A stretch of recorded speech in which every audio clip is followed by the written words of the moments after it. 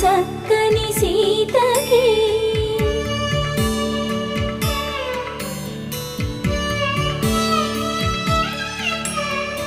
ఎర్ర జాబిలి చేయి రాముడేడని అడుగుతుంటే చూడలేదని పెదవి చెప్పే చెప్పలేమని కనులు చెప్పే నల్ల పూసై